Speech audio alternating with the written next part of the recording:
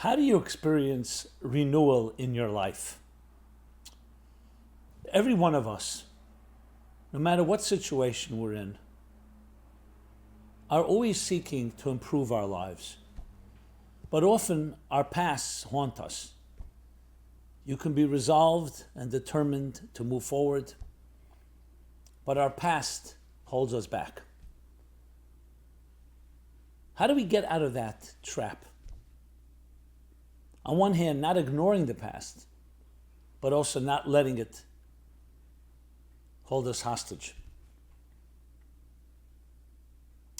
As we prepare for the new Hebrew year, Rosh Hashanah, this is a perfect time to begin anew. But how? So please join me for the special New Year edition.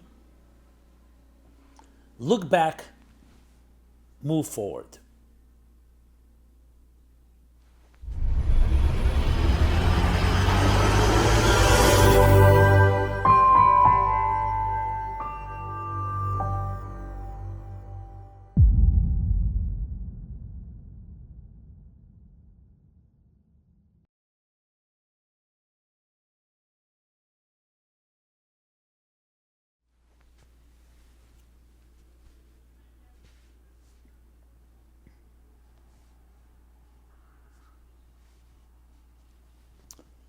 Hi, this is Simon Jacobson, and welcome to a special Rosh Hashanah New Year edition. Look back, move forward. The secret to achieving renewal. This program is dedicated with tremendous love and admiration to Sophia in honor of her 26th birthday. May Hashem shower blessings on you and all who have the good fortune to know you.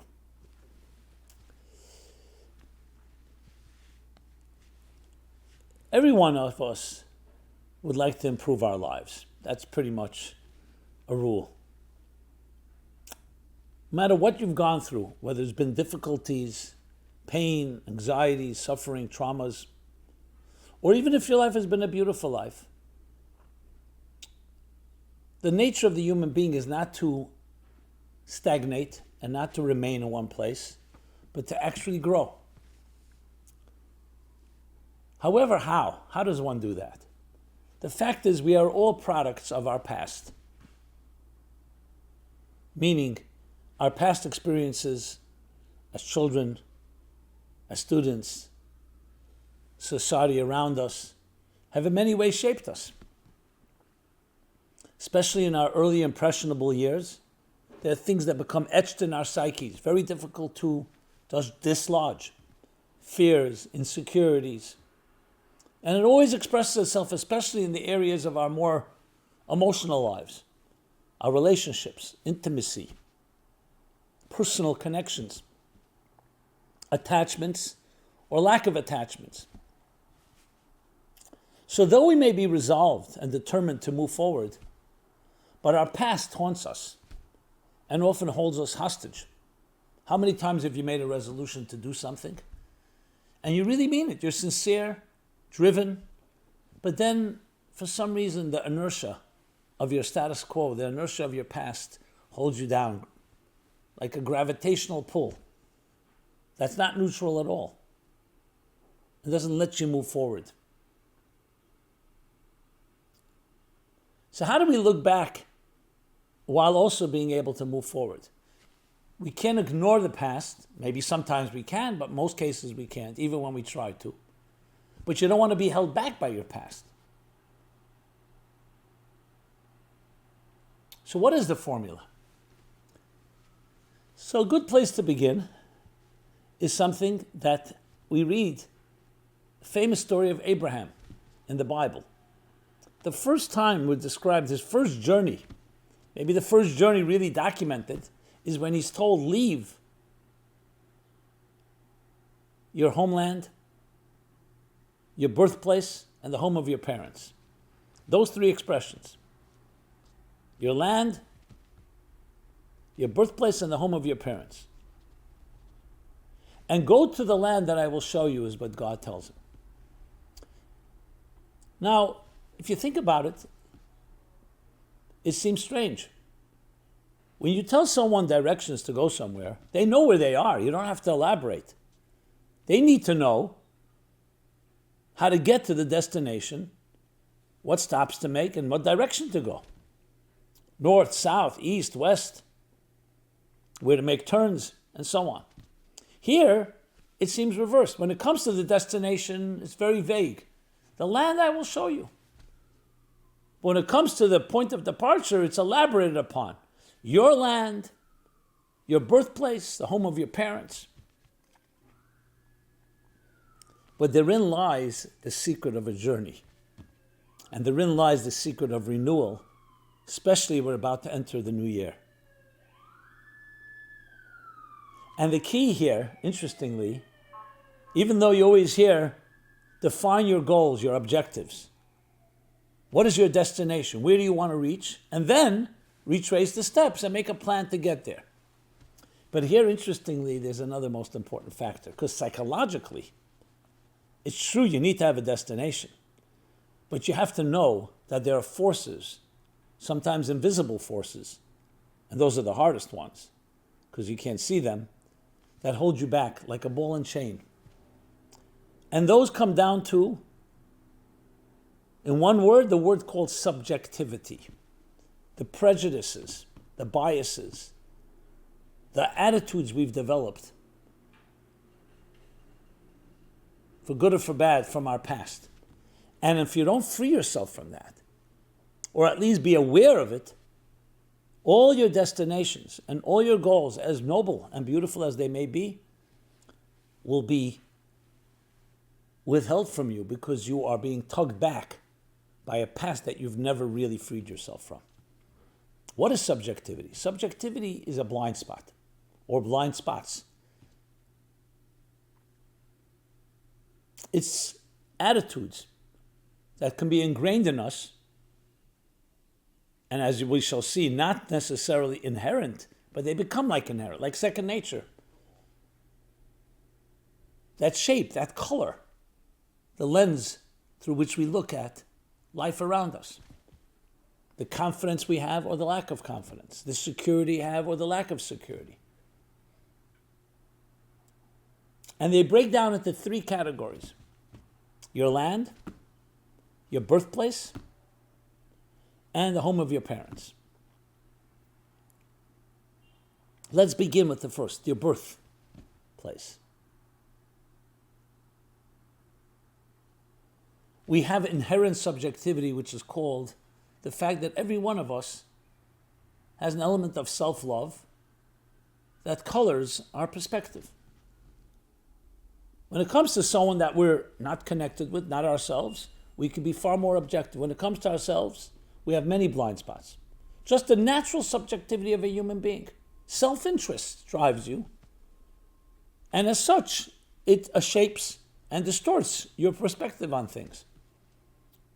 You can't escape that, but you can become aware of it.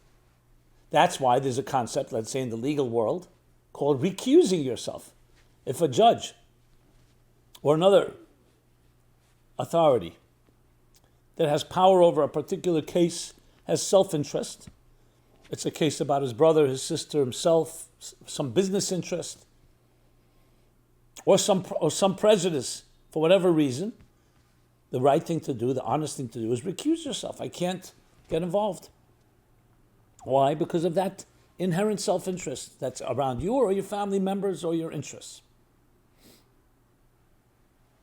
That doesn't mean you're no longer subjective. It means, however, that you're honest enough to acknowledge it. And the first step in freeing ourselves from the blind spots of subjectivity is awareness.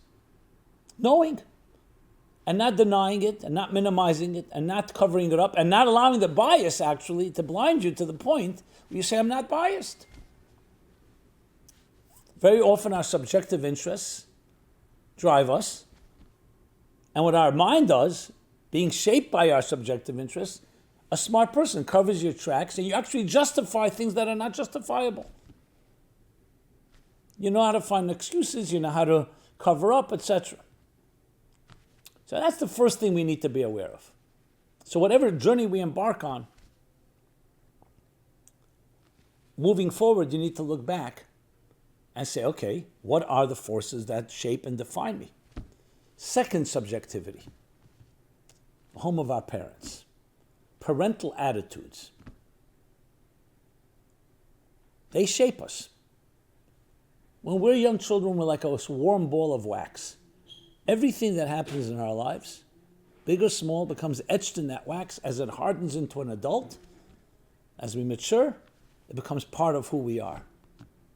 That doesn't mean you can't reverse it, but you need to be aware of it. Parental attitudes. As much as we may not like when someone says, hey, you're like your father, you're like your mother, as you get older, you start realizing you do things like they did. Not because you admire them necessarily. It could be for that reason too. But it became like the natural reaction. Your mother had a tantrum every time something happened. That very often, that becomes your modus operandi. That's what you do. If your father withdrew every time he was anxious, that's often becomes the way to be. And you don't even know there's another option. And you may be even surprised to hear there's other options. That children are impressionable. It's beautiful on one end, but it could also be very destructive. If your parents invalidated you, criticized you, or in general were critics, you'll often be very similar. Because that's where you learn your first way of reacting to things. The love of your parents, how they loved each other, how they love others, will often be the way you gravitate, the way you love. Can we change it? Of course. I've seen people with terrible dysfunctional parents, and they learned by process of elimination what not to do, and they became beautiful people. But it's still a struggle, and it's still a battle, and it's still something we need to be aware of. That's the second, attitudes. And the third is your land, your society, social influences, your peers, friends, and in general, the social standards often are not very, very constructive. Many of us may remember, I remember in high school, we read the short story called The Lottery.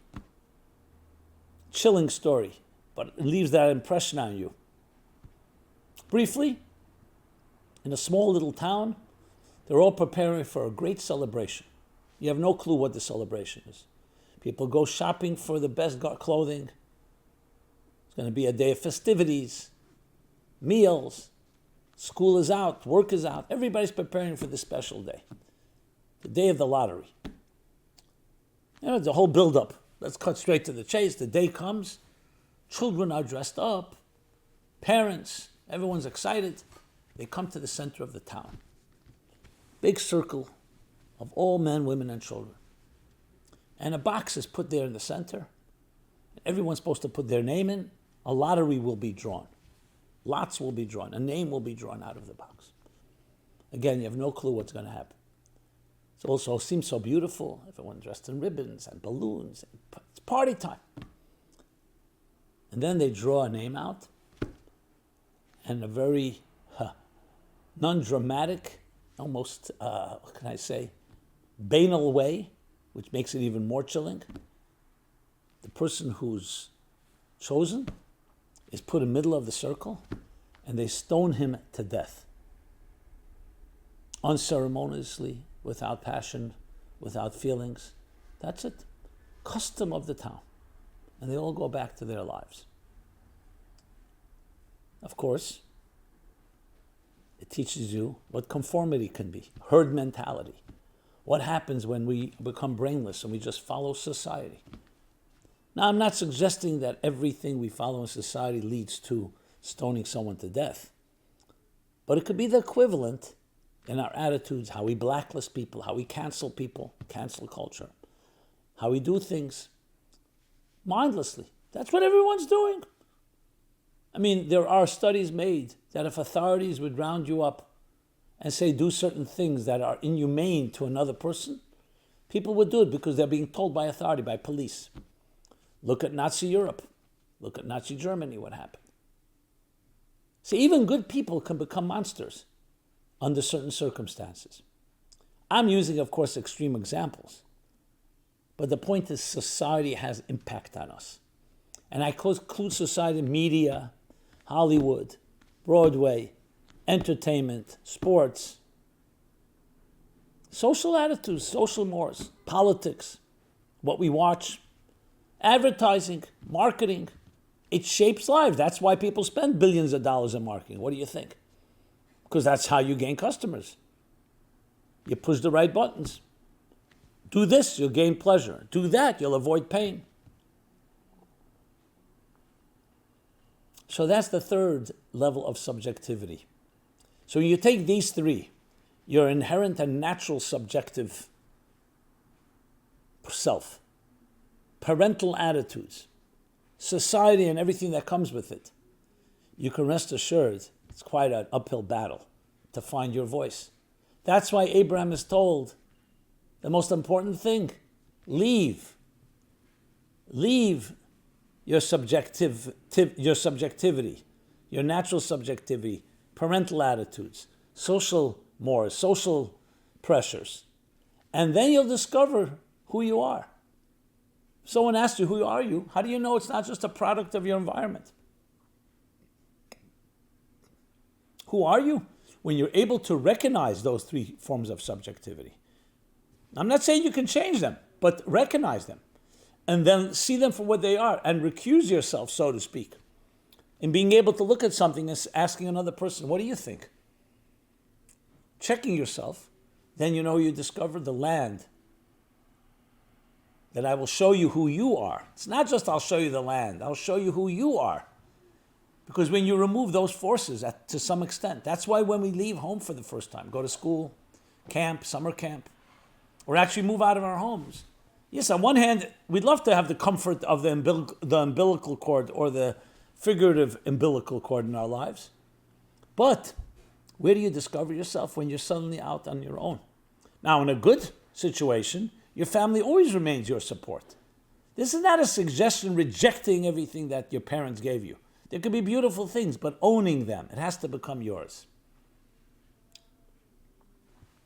So the key, my friends, is looking back and moving forward. The looking back is not meant to be controlled by the past, but looking at it and saying, what is it about it that has shaped me?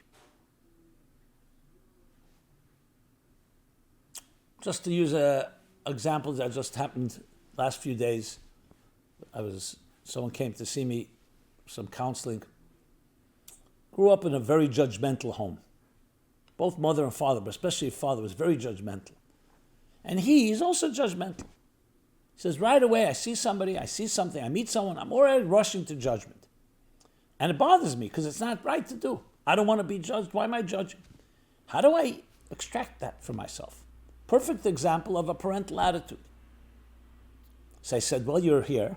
The fact that you're aware, awareness is half the cure. It's the beginning. Now let's look at it as not who you are, but something that you assumed. Not every attitude becomes you. Even though you may think it's part of you, it's not necessarily the natural you. So what you do is not just you check it when you feel judgmental, find something positive about a person. Make it your deliberate effort that whenever you meet someone, without even before you become judgmental, find something positive. The best defense is offense, instead of fighting the negative. And if you make that your habit, slowly, you'll develop that attitude, that approach. And when something does come up that you seem to want to gravitate toward judgmentalism, you'll have something to hold on to. 1 second, this person has certain qualities.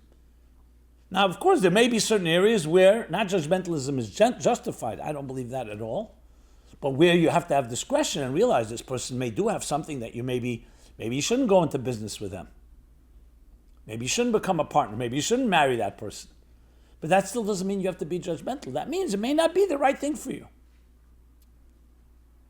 That's a perfect example of you looking back and moving forward. You're looking back because at least you recognize that you have this component. Don't think that judgmentalism is something to just say, oh, you know what, that's who I am.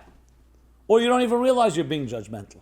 So looking back is necessary. That's why we have to be told, here are the forces, your natural subjectivity, your parental attitude, society. You need to know that.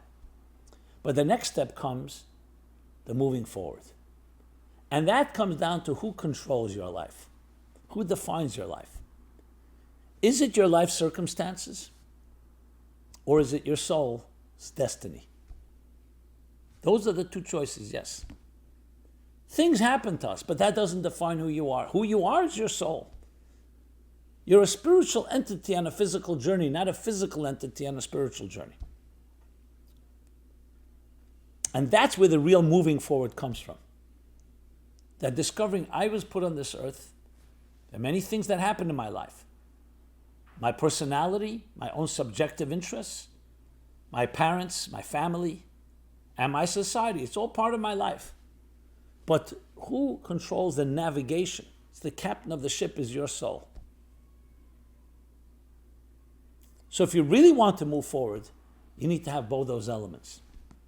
I always love the expression they associate with Rabbi Shneur Zalman of Liadi, the Alter Rebbe, founder of Chabad Hasidus, who teaches, whether he said it about himself or was said about him, that he taught a person how small you are and how great you can become.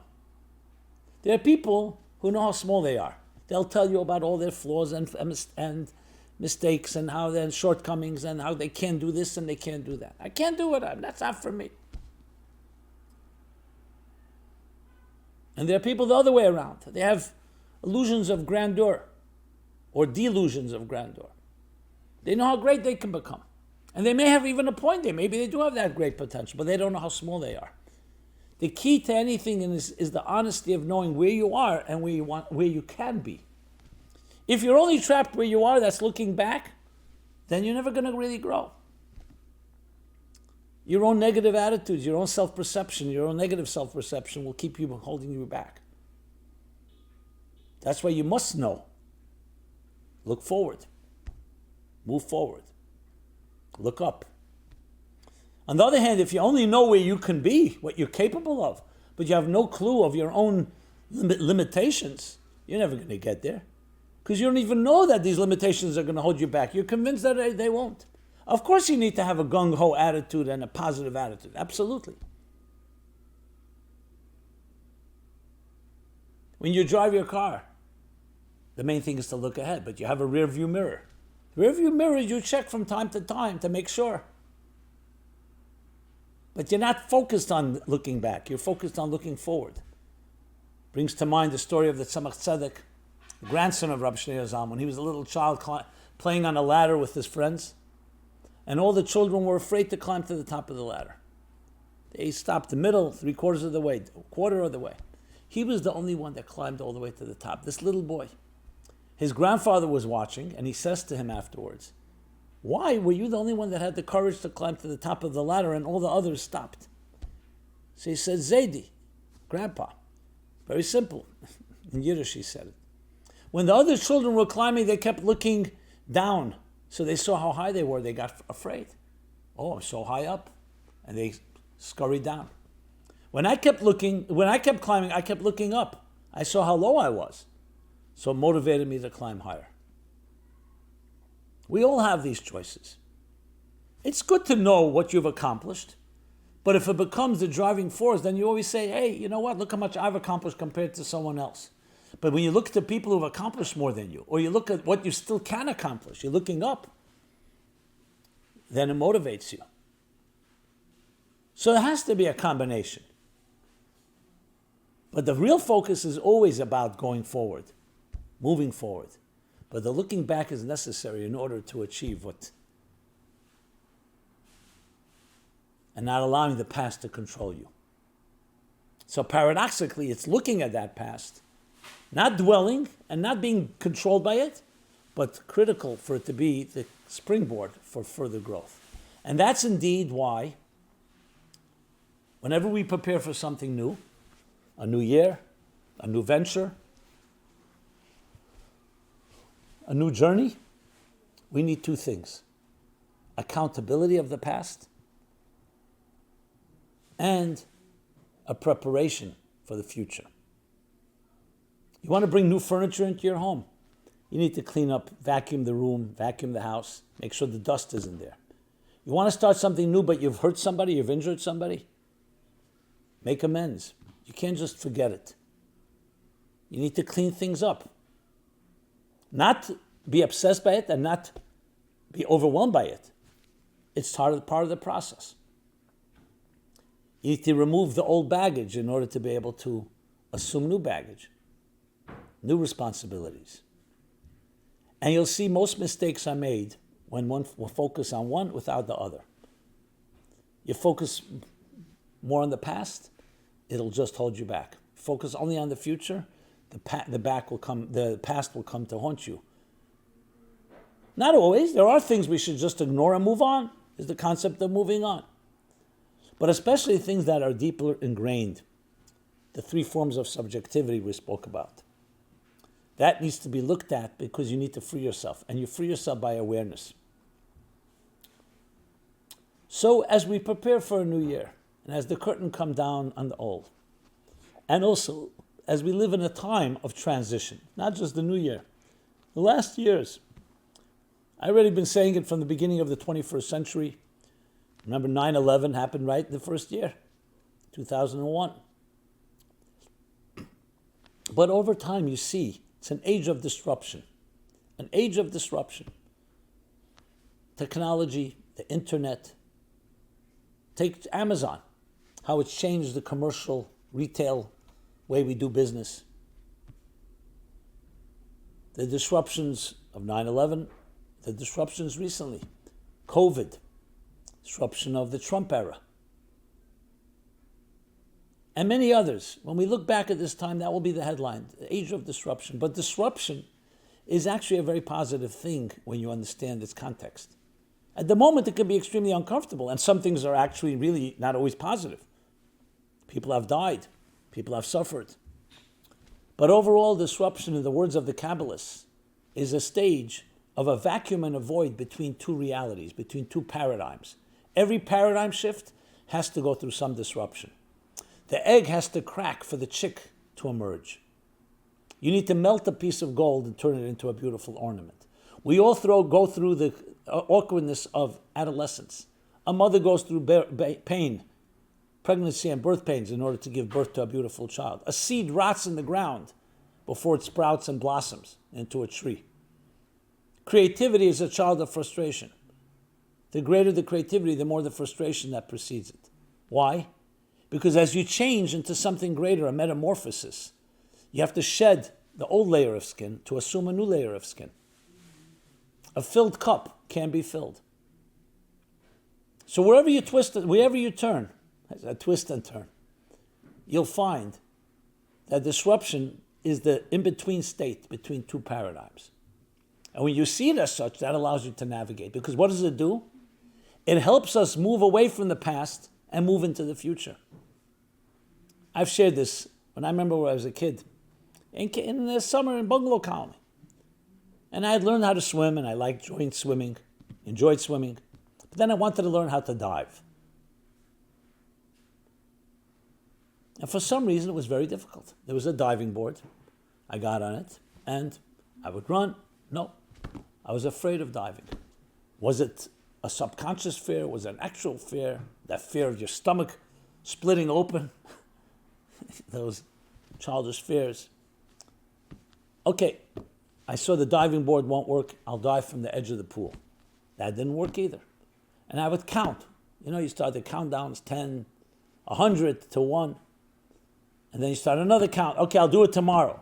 Tomorrow became another tomorrow. Summer passed. I could not bring myself to dive. And I couldn't figure it out why. It's not like I was afraid of water. I swam in water. What's the worst is I fall in upside down and I swim. Let me tell you what finally happened. I started a new idea. Instead of diving, I'll sit at the edge of the pool and I'll just do this and I'll just fall in a very small little dive like that. Then I'll do it in a lot. Even that became terrifying to me until someone did me a favor. That someone was yelled at by me first. He snuck up behind me and he saw me counting, and I'm trying, and just pushed me in. I pushed in, I'm in the water, and I survived. And that was it. After that was all gone, the fear. Then I was able to dive standing, and I was able to dive from a board, a diving board, from a high diving board. I always wondered, what was it? And then I thought of this concept that we're talking about. Maybe that's it. Standing on the ground, I knew how to do. Swimming in the water, I also knew how to do. But that split second where you're not on the ground and not in the water is like a certain unknown. Even though you know in your mind you're going to end up in the water. But that in between is not a place we're comfortable because you don't have the grounding and the anchor on the ground. You're not yet in the water where you can swim. That in between. It's my theory. I don't know if it's accurate. I've never tested it psychologically. But I think there is a fear because the comfort zone of our present holds us back from really growing into our future. So it's important to have both. You don't climb a ladder 10 rungs at a time.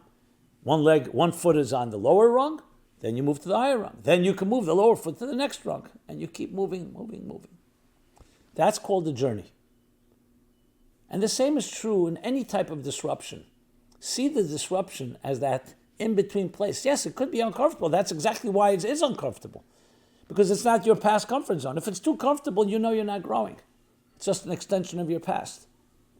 On the other hand, we're not talking about jumping into a place, but completely, sometimes we need to jump. So it's about keeping that balance, moving forward while looking back. And the same as we prepare for a new year. You want it to be new, you have to have a new attitude. Insanity is doing the same thing and expecting different results. If nothing changes, nothing changes. Or as I like to say, if you think what you thought, and you say what you said, and you do what you did, you know what you're going to have? What you had. It's a mathematical certainty. You think different, you speak different, you do different, then you'll have something different. But difference comes with a price, and the price is letting go of some of that past. When I say some, because I'm not talking about cold turkey, you don't have to change everything, but you have to be ready for that transition. I can assure you, do that, and you will have a really new experience. You don't do that, and you just fake it, or you just want to hold on to the past and make believe like you're ready to go forward, then you continue to be a product. I don't want to say victim, but definitely a product of your past, which you don't have to be. And it's the soul within you that has that vibrancy, that has the courage. Courage you may not even know you have, but you find courage by acting courageously, and then suddenly you say, yeah, I have it. You find confidence by acting confidently. And doing it step by step with the support of others, and recognizing, wow, I could achieve things that I never thought I could. And new vistas and new horizons open up. Look back, move forward. With that, I want to wish you a very happy new year. One that new channels of blessings are bestowed upon you, all in excellent and great health, abundance materially and spiritually. Those that need a blessing for children, healthy children, may that be fulfilled. The blessing first, finding your soulmate, or you have your soulmate and discovering new ways to connect, overcoming the challenges or the anxieties of life, dealing with our internal struggles and fears and insecurities, growing through them. May this be a year where all that is fulfilled and beyond. A year of personal and global redemption. And that should be unconditional. And yet, at the same time, the more we prepare, the greater the receptacle, the more we can create the container, the more we can absorb and receive and retain. So do your best, and we'll each of us do our best to create that container in how to look back, but not be trapped by the past. And with that, catapult us into a more brighter and greater future. This has been Simon Jacobson, Meaningful Life Center, and I say this blessing in the name of all of us, our wonderful team here. MeaningfulLife.com is our website, where you can access this and many other programs. Check it out, a full calendar of events, a wide array of materials and resources to help you live the most meaningful life possible, to help you discover your personal mission in life. That's our mission. And with that, it's an honor to partner with you in every possible way. So please, I'd love to hear from you, feedback, thoughts, comments, suggestions, as well as please share what you've heard with others. being that it's a new year, I also would request consideration of also helping us, both in passing on the message, but also financially, with a donation in the name of the new year. Go to meaningfullife.com/donate. And with that, I bid you again a very, very happy year, sweet year for each and all. And we'll continue this journey together as we enter the new Hebrew year to grow from strength to strength. Thank you so much. Be well and be blessed. This program is brought to you by the Meaningful Life Center. Please help us continue our programs. Make even a small contribution at meaningfullife.com/donate.